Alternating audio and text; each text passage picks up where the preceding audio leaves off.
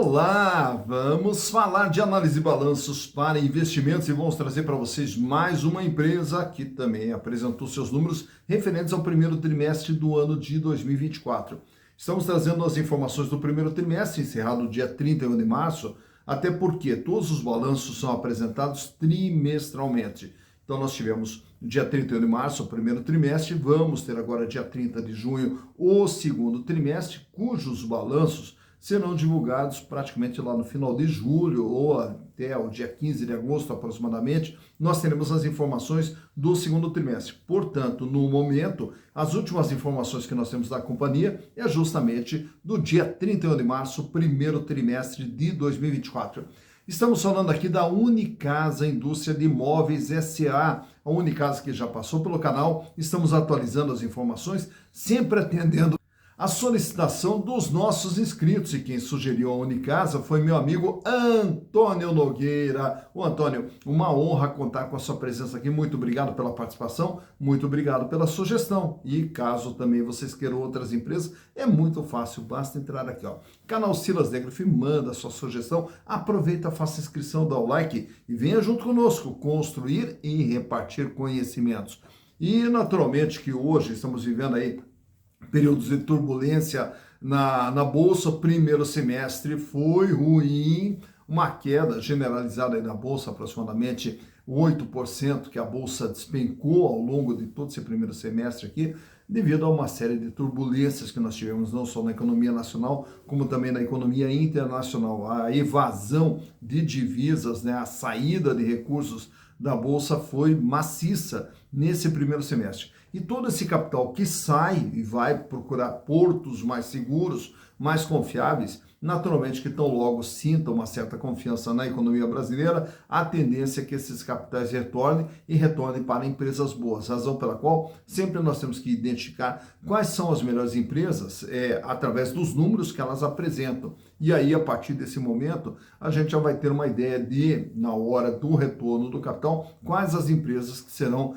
procuradas. E, naturalmente, esses momentos sempre ocorreram e sempre vão continuar ocorrendo na Bolsa, saída de recurso, entrada de recurso, enfim, até porque a Bolsa é um investimento de renda variável, então ela vai variar de acordo com o humor do mercado. Esperamos que o segundo semestre aqui seja um segundo semestre bem mais animador do que foi o primeiro semestre. Mas vamos falar então da Unicasa, até para vocês entenderem o que é a Unicasa, que talvez pelo nome você não conheça, mas quando vê a marca Delano nas cozinhas, imóveis planejados Delano, é justamente a Unicasa. Mas toda essa história ela começa lá em 1985. E olha só com quem que ela começa. Com 3 empresas lá do Rio Grande do Sul, em Bento Gonçalves.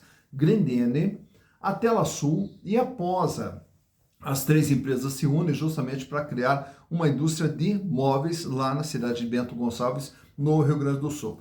E essa empresa passou a ser denominada como Premier Móveis, né? E aí, a partir desse momento, a ideia o que era? Era trabalhar com a chamada linha de móveis planejados. Já em 1985, passam a adotar a marca usada nos móveis que eles fabricavam, que é a Delano. E aí a razão social da empresa passa a ser Delano Móveis Limitada. Na sequência ali, nesse crescimento, precisa fazer uma ampliação de distribuição de seus produtos. Além de ter as lojas próprias da Delano, que são as lojas exclusivas da Delano, começaram também a trabalhar com as chamadas multimarcas, a colocar os móveis da Delano em diversas outras empresas, que revendiam inclusive outras marcas. Mas aí começa a ter ali uma espécie de um conflito de canais de distribuição entre as lojas exclusivas e esses mesmos móveis também sendo vendidos por lojas multimarcas, até que no ano de 2003 eles criam uma marca chamada Favorita. A marca Favorita era justamente para as lojas multimarcas e a marca Delano era para ser uma venda exclusiva das lojas próprias da Delano. E aí, na sequência, eles trocam o nome da empresa e passa a ser Única Indústria de Móveis Limitada. Já no ano de 2004, se transforma numa sociedade anônima, porém, nesse momento de capital fechado. Em 2009, aí lançam mais uma linha, que é a marca New, que é voltado justamente para a classe média, e a ideia o que era? Era fazer com que a Delano fosse a marca premium e a marca New seria uma marca mais popular. também nesse ano passa a trabalhar no sistema de corporate, que seria justamente a fabricação de imóveis para as empresas ligadas ao setor da construção civil e também para os hotéis, criando toda a linha de imóveis para hotéis e também para as construtoras. Chega no ano de 2009, aí troca novamente o nome e passa a ser Unicasa Indústria de Imóveis. Em 2012, abre o capital, se transforma numa sociedade anônima de capital aberto e aí, com a entrada de recursos, vai crescendo cada vez mais. Tanto que em 2013 lançam mais uma marca, que é a Casa Brasileira. A Casa Brasileira que daí seria destinado a espalhar os produtos da empresa em todo o Brasil. No ano de 2018 já passam também a abrir lojas nos Estados Unidos e aí já começa também a colocar um pé fora do mercado nacional. E no ano de 2022 acabam descontinuando a marca favorita. Hoje, quem está no comando ali da empresa é justamente o Alexandre Grendene Bartelli. O Alexandre Grendene Bartelli, que também é o controlador da Grendene. E aí, então, por aí você já tem uma ideia de quem está por trás da empresa. Claro que nós tivemos agora, nesse primeiro semestre aqui, todo aquele problema das enchentes lá no Rio Grande do Sul, e inclusive fomos procurar informações do quanto que a empresa tinha sido afetada ou não obtivemos essas respostas, mas é claro que todo mundo no Rio Grande do Sul acabou sendo afetado de forma direta ou de forma indireta. Até porque as estradas acabaram sendo comprometidas, o fornecimento de matéria-prima acabou sendo comprometido, a questão dos funcionários, né, se a empresa não foi comprometida, funcionários acabaram sendo tendo a sua situação agravada, né, em função das enchentes, enfim, de uma forma ou de outra a empresa acaba sendo atingida. Para termos uma ideia do que aconteceu e de que maneira que foi atingida, se é que foi atingida, nós vamos ter essas informações apenas quando da saída do balanço do segundo trimestre, que daí nós vamos ver o impacto de todo esse desastre que aconteceu no Rio Grande do Sul, o quanto isso possa ter afetado a Unicasa. Esperamos e torcemos aqui para que os danos tenham sido o mínimo possíveis, porque todas as empresas são geradoras de emprego, de renda, de desenvolvimento, e nós queremos que as nossas empresas vão cada vez melhor. Bom, mas para entendermos como que estava a situação da Unicasa lá no dia 31 de março, trazemos para vocês os balanços de 2020, 21, 22, 23 e o balanço do primeiro trimestre de 2024. E através dos números, vamos entender e conhecer o que é a Unicasa Indústria de Imóveis S.A. Então, vamos aos números. Então, aqui estamos com as demonstrações contábeis da Unicasa Indústria de Imóveis S.A., trazendo para vocês toda uma base histórica desde 2020 até 31 de março de 2024. E por quê? Porque nós estamos analisando o balanço do dia 31 de março de 2024. Porém, para analisar março de 2024, nós temos que comparar com períodos anteriores. E quando nós alargamos essa base de comparação, trazendo lá desde 2020, nós conseguimos enxergar, inclusive, algo chamado tendência. O que é a tendência? Da onde a empresa está vindo, para onde a empresa está indo, quando você tem uma base de comparação maior. Então vamos começar lá pelo ano de 2020 para entendermos o que é a Unicasa. A empresa registrava no seu patrimônio total 205 milhões de reais. E desse ativo total, 74 milhões é imobilizado. O que é imobilizado? Máquinas, equipamentos, barracões, ferramentas, acessórios, instalações, enfim, toda a base, toda a estrutura de funcionamento da empresa.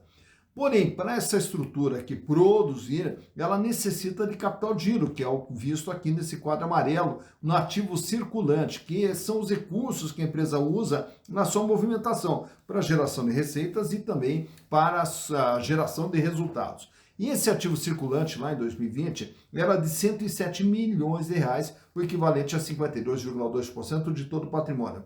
Nesse ano, a empresa fecha com 47 milhões de reais em caixa, dinheiro em caixa, banco aplicação, 30 milhões em contas a receber e os estoques de 24 milhões de reais. Já para o ano de 2021, a empresa aumenta o seu tamanho e vai para 288 milhões. E o capital de giro sobe para 160 milhões de reais. Nesse ano, a empresa tem 84 milhões de reais em caixa, 32 milhões em contas a receber, 37 milhões os estoques da Unicasa. Já no ano de 2022, a empresa reduz um pouquinho o seu tamanho aqui para 279 milhões, só que o que nós vamos observar esse ano aqui? Que a empresa faz pesados investimentos na sua estrutura de funcionamento, aumentando o seu imobilizado para 142 milhões de reais. E esse aumento de estrutura acaba consumindo capital de giro, que cai para 105 milhões de reais. E o caixa fica agora com 28 milhões. Então a empresa usa o seu caixa para fazer imobilizações. O contas a receber permanece aqui na faixa de 30 milhões, os estoques com 35 milhões e 600. Já no ano de 2023, a empresa vai para 349 milhões, um crescimento do tamanho da empresa, e mais investimentos no imobilizado, que agora vai para 188 milhões. Portanto, quando nós comparamos aqui com 2021, praticamente a empresa dobrou a sua estrutura de funcionamento, indo para 188 milhões. E o capital de giro, mesmo assim, ainda sobe para 122 milhões, o caixa se recupera, indo lá para 59 milhões, 20 milhões o contas a receber, e os estoques caem aqui para 27 milhões. 3 meses depois, a empresa agora é de 361 milhões de reais, sendo que o capital de giro pula para 131 milhões, o caixa aumenta para 66 milhões, também temos aqui um pequeno aumento no contas a receber, que totaliza com 24 milhões, e os estoques praticamente estáveis com 27 milhões de reais. Então, o que dá para se observar? Que a empresa ela vem numa crescente e que ela vem fazendo pesados investimentos na sua estrutura de funcionamento e vem mantendo o capital de giro aqui acima dos 100 milhões de reais. Os recursos usados para esse crescimento todo, eles vão ser observados aqui nesse grupo, no passivo, onde temos as dívidas de curto e de longo prazo, o endividamento total, que é o capital de terceiros, e o capital próprio, que é o patrimônio líquido. Portanto, lá em 2020, a empresa usava 76% de capital próprio e 24% de capital de terceiros, sua dívida total, 49 milhões de reais. Nesse crescimento que nós vimos aqui entre 2020 e 2021, a empresa usa capitais de terceiros, tanto é que vai para 120 milhões de reais, a dívida com 41,7%. Dívida essa que recua para 90 milhões no ano de 2022, com 32,4%. Quando a empresa cresce aqui de 279 para 349 milhões, observamos que ela busca mais empréstimos e financiamentos de longo prazo, fazendo com que a dívida total pulasse para 159 milhões de reais, 45,6%. E agora, nesse ano, fecha com 168 milhões de dívida, 46,6%. De tudo que a empresa tem, ela deve 46,6%. Olhando os resultados, já que a empresa vem investindo, vem crescendo, vamos ver agora o que ela gera de resultados. E essa visão sobre os resultados da empresa, nós vamos ter aqui na DRE, na demonstração de resultados do exercício. Em 2020, faturamento de 150 milhões de reais. Em 2021, 220 milhões de reais. Em 2022, 245 milhões de reais. Em 2023, o faturamento cai para 217 milhões. E nos 3 primeiros meses do ano, acumulava 47 milhões, o que nos dava aqui uma projeção de um faturamento próximo aí de 190 milhões de reais. Claro que temos que observar, né, quando sair o segundo trimestre, qual foi o impacto que a empresa sofreu em função de todo aquele desastre que ocorreu no Rio Grande do Sul, no mês de maio principalmente. Bom, mais importante do que faturamento, essa linha de baixo, lucro líquido 14 milhões, foi o lucro lá em 2020, 25 milhões em 2021, 32 milhões em 2022, 15 milhões em 2023. E a empresa vinha operando com uma margem de 9,9, 11, 13, a margem cai para 7. E esse ano, com lucro de 2 milhões e 800 até o mês de março, o que dá uma margem aqui de 6% que a empresa vinha trabalhando ao longo desse período. Tá? E por que dessa margem aqui? Que nós vamos observar que o programa da empresa está aqui, ó, nessa linha, despesa operacional, que vinha com 27, 22, 23, foi para 31, foi para 37%. Então, um aumento aqui significativo no peso da despesa operacional em relação ao faturamento, já que a parte de custos, ela vinha aqui com 61, 63, 65, 64, o custo até caiu. Porém, o problema da empresa é o aumento da despesa operacional. Olhando agora de perto nesse quadro que eu trago para vocês, a situação financeira da Unicasa. Ela vem ali com uma liquidez geral, capacidade de pagamento nas dívidas de curto, médio e longo prazo, com 2,57, cai para 1,56, para 1,50, para 0,98 e permanece estável em 0,97. Para cada R$1 de dívida que a empresa terá que pagar no curto, médio ou longo prazo, ela dispõe de 97 centavos. Quer dizer, não tem a totalidade para pagar as suas dívidas. Mas como grande parte das dívidas é de longo prazo, nós vamos olhar o gráfico ao lado, liquidez corrente que mede o dia a dia. E esse índice ele tem que ser bem superior a 1, porque senão mostra que a empresa tem dificuldades financeiras. E ele sai com 2,67, cai para 1,57, para 1,35, aí sobe para 1,47 e recua agora em março para 1,40. Para cada R$1 de dívida que ela tem que pagar no dia a dia, ela dispõe de R$1,40. Quer dizer, tem recurso para pagar sua dívida sem problema financeiro algum. Já nesse outro quadro aqui temos o endividamento total da dívida e como que ela vem se comportando ao longo do período. A dívida que sai com 24%, sobe para 41,7%, cai para 32,4%, sobe para 45,6% e sobe mais um pouquinho para 46,6%. De tudo que a empresa tem, ela deve 46,6%. O terceiro quadro que eu trago para vocês agora é onde temos ali 3 gráficos: margem líquida, rentabilidade do ativo e rentabilidade do PL. A margem líquida é quanto sobra de tudo aquilo que ela vende. Ao pagar custos, despesas operacionais, resultado financeiro, impostos, sobrava 9,9% lá em 2020, 11,8% em 2021, 13,4% em 2022, 7% em 2023 e agora a margem cai para 6%. Já o gráfico do meio, rentabilidade do ativo, é quanto que a empresa ganha em relação àquilo que foi investido no seu ativo. 7,2, vai para 9, vai para 11,8 e cai em 2023 para 4,3%. O terceiro gráfico é o ganho dos acionistas. Quem tem as ações da Unicasa lá em 2020 tiveram um ganho de 9,5%. Em 2021, 15,5%. Em 2022, 17,5%. E agora, em 2023, os acionistas tiveram um ganho de 8%. Portanto, ao ter as ações da Unicasa através dos lucros gerados, os acionistas tiveram um ganho de 8%. Nesse quadro aqui, eu trago alguns indicadores relacionados às ações. Uma ação da Unicasa vale patrimonialmente R$ 2,92. Porém, você compra essa ação por R$ 2,15. Um valor abaixo daquilo que ela efetivamente vale, mostrando que há um deságio de 26% medido pelo PVP, preço por valor patrimonial, que fechou em 0,74.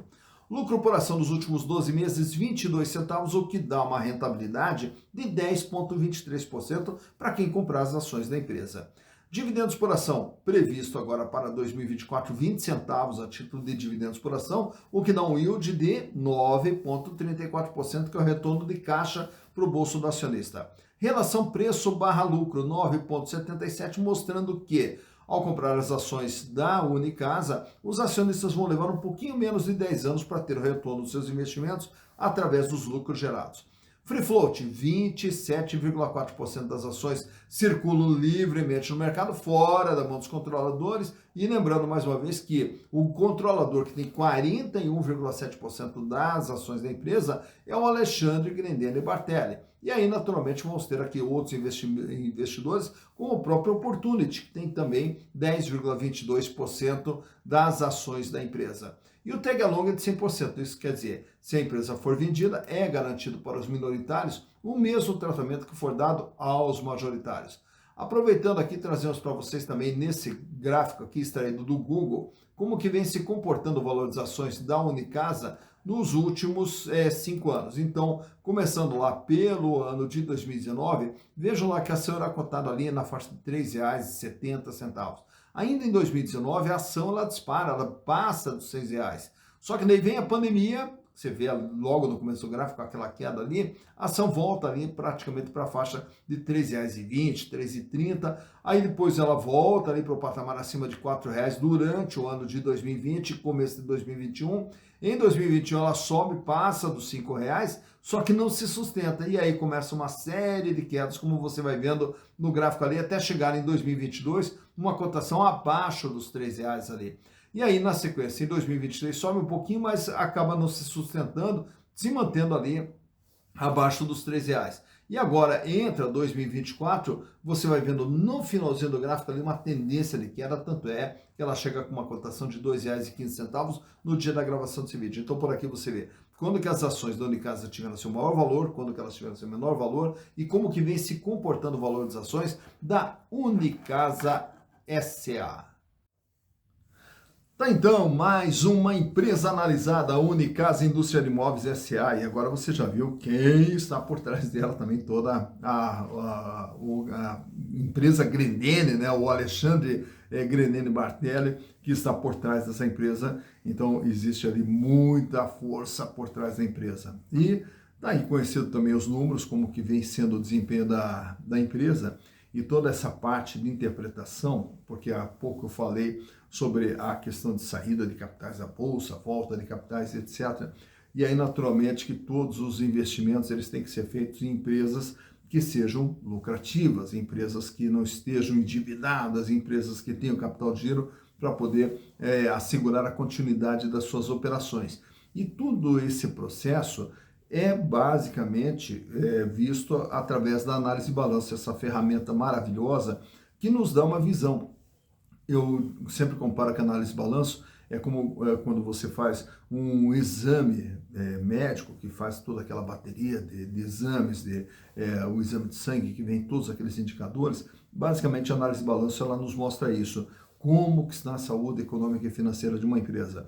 E para você que queira entender e conhecer um pouquinho, é muito simples aprender essa técnica, essa ferramenta. Inclusive, nós temos os nossos cursos lá na plataforma Hotmart, o de análise de balanço para investimentos e o de valuation, que inclusive aqui no vídeo, na descrição, nós deixamos aqui o link para você conhecer também os nossos cursos. E com um custo baixinho e de uma forma rápida, simples e didática, você poderá aprender a interpretar e analisar os balanços das empresas para poder escolher as melhores empresas nas quais investir, já que investimento é totalmente diferente de aposta.